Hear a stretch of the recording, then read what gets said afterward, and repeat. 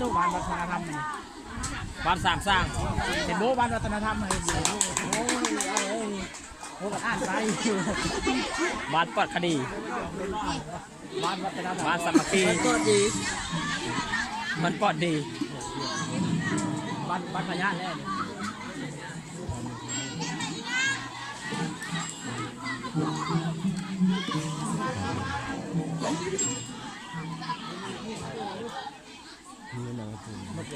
มาดีสมเกียรติเพลงสนุกเจ๊กซ้ำมาเซิน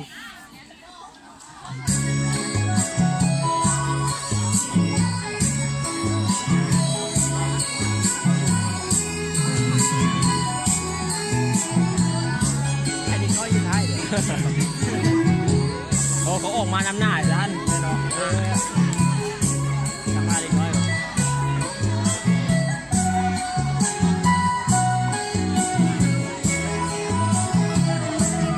อาคารสามสร้างคือเส้นทางของศรีวิไลเป็นเส้นทางสว่างสวัยในบาทเดียวใหม่สู่พวงเจริญนับวันมือใสสร้างก้าวไปสู่เส้นทางเดิน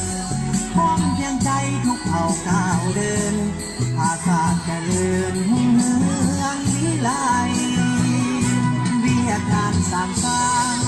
คือเส้นทางเล่าเมืองศรีทุกคนสุนทรสามัคคีมีกองกำลังภาษาเข้าไปที่โพงวนแห่งภาษาเข้มแข็งดังหลักใสหากนำพาส่งยังทางให้สร้างเข้าไปบ่ได้หลอดหาแขวงเป็นหัวหน่วยยุทธศาสตร์เมื่อทุกความสามารถอย่าปาเกียรติศาสตร์เอาพร้อมกันสร้างเมืองเข้มแข็งพร้อมกันออกแข่งให้เดินก้าวหน้าสร้างบ้านเป็นหัวหน่วยพัฒนาภาษามีเข้มแข็งจับมือกันเข้าทุกคนจงพร้อมใจที่ตนอยากแห่งกายพร้อมกันก้าวไปสร้างสาบัวแปลงวิทยุวิทยาพ้นความลำบากเอาต้องออกแห่งสามัคคีทนโฮมหงแห่งสร้างเข้มแข็งจนชั่วนิรันดร์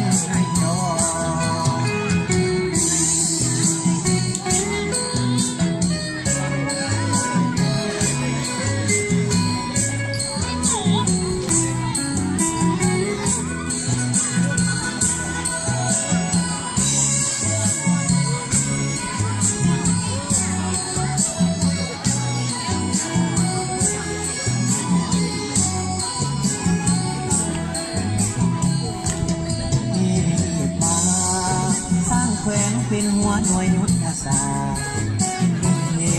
ทุกความสามารถเพื่อตั้งที่สร้างเอาพร้อมกันสร้าง